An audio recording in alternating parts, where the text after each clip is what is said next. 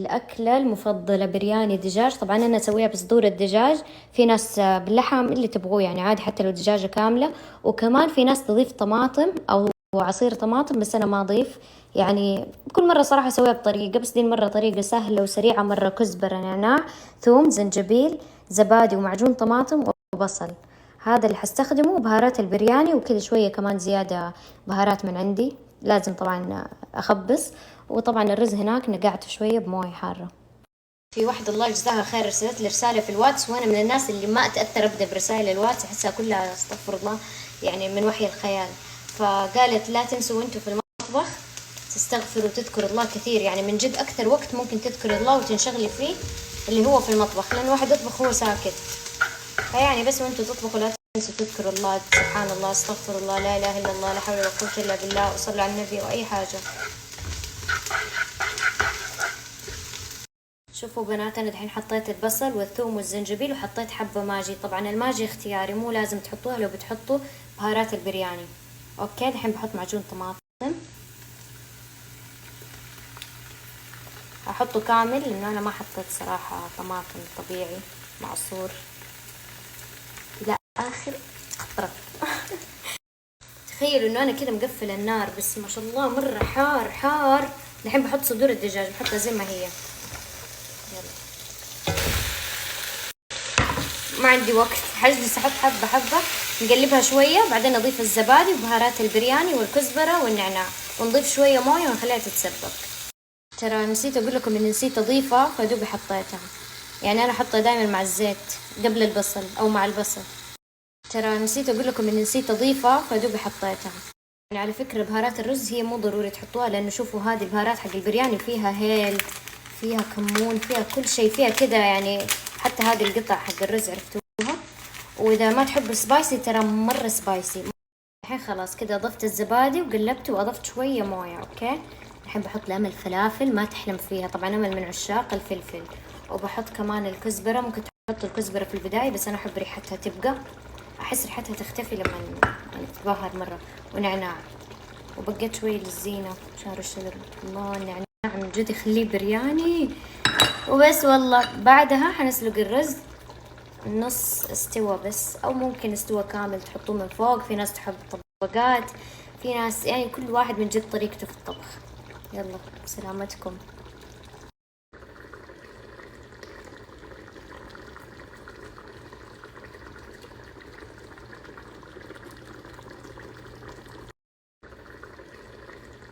شايفين ما شاء الله شكله يفتح النفس هذا ولسه ما خلص. يلا عاد ترقبوا ان شاء الله لما يخلص اصور لكم الشكل النهائي.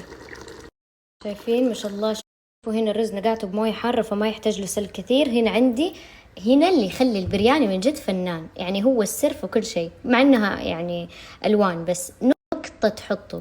هذا اصفر وهذا احمر وهذا اورنج، يخلي لكم الرز يجنن. احطه شوية مع موية كادي او مع اي شيء، حتى لو بس مع موية حارة، موية كادي، موية اي شيء.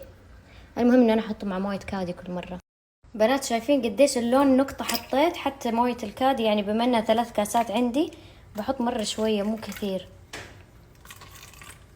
عادي انا احب ريحتها. المهم ما يعني مو اكتر من كده صراحة. في ناس تحط اكتر وفي ناس مرة تحط.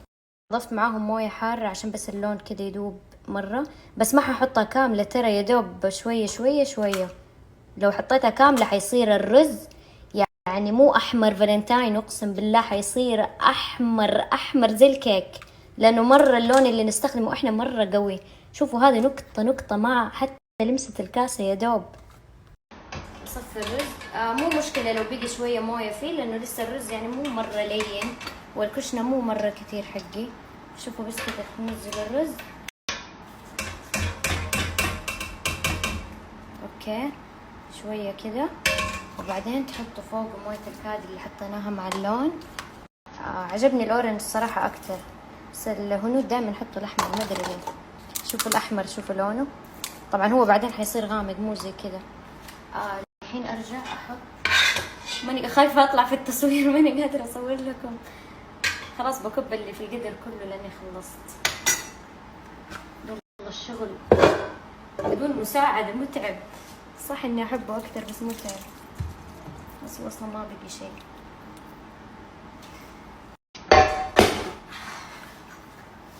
شايفين؟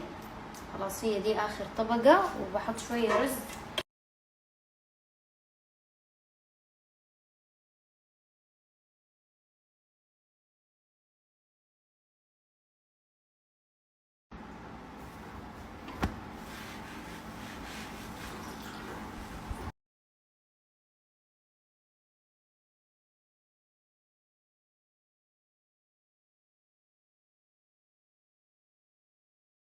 بما انه العاملات ما يدروا اني قاعدة اطبخ، فما حبيت تجيهم صدمة، ورحت رتبت لهم كل شيء.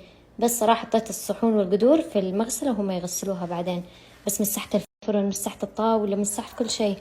ها يا قلبي جاية. خلاص الحين كذا قفلت عليه، بخليه الين يعني نبغى نتسحر. طلعت الصحون، طلعت كل شيء. اشيك على اكل السريع عبال اطلع. الله ما شاء الله ريحته تشهي.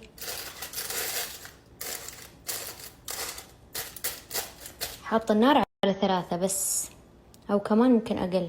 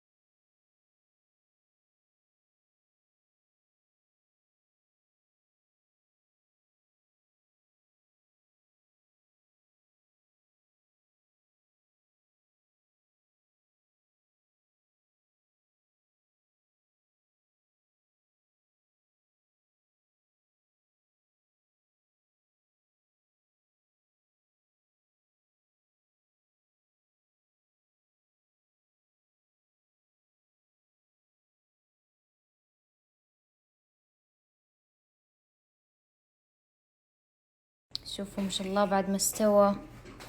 يلا خلوني اغرف واجيكم. شوفوا ما شاء الله بعد ما استوى. لازم بنات، لازم اوريكم طبعا بعد ما استوى كيف. شوفوا ما شاء الله جنن، ما شاء الله ما شاء الله. شايفين؟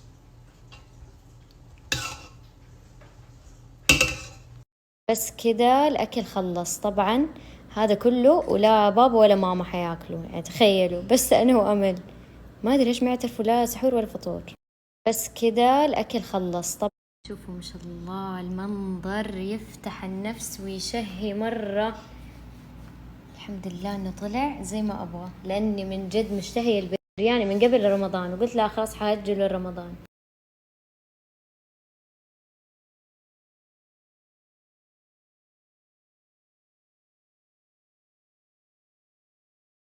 بنات ورب اليوم اللي من جد من حقي اني امدح واقول لذيذ. اليوم زبط معايا مرة من جد ما شاء الله. ما شاء الله تبارك الله، ما شاء الله على طبخك. يعني اوقات اسويه والله شكرا، اوقات اسويه يعني كمية اكبر ما تزبط معايا، بس اليوم الكمية مرة كانت كويسة فمرة زبط يجنن. طبعا حتقولوا ليه ما تسوي سلطة لبن ومدري، احنا مرة ما ناكل سلطات، لا لبن ولا طحين ولا شيء، فانا بس اشرب لبن كذا.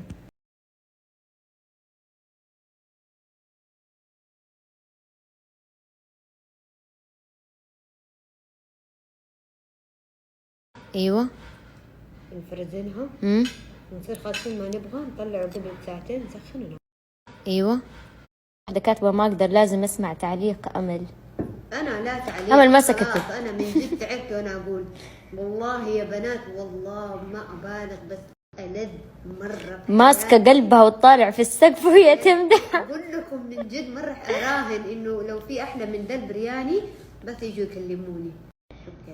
اقول لكم لا ساعة تقنعني ابيع الوصفة. ضحكتني وانا حطيتها سناب وما فيها شيء من جد مرة ما فيها شيء، بس عرفته لما يطلع الرز نثري وموزون والبهارات والملح. خايفة تورق، هذه ما حتورقي. سويها وانت مغمضة. البهارات ايش اسمها، مهران ولا بهران ولا مدري، المهم هي. وصلت. شوفوا أمل المجنونة كيف تاكله، هو سبايسي وأنا حذرتكم قلت لكم البهارات مرة سبايسي. شطة كذا وتقطع الفلفل كذا، شايفين؟ مو طبيعية. والله انا عارفه انه يحرق ومره حار، بس ما احب الا كذا.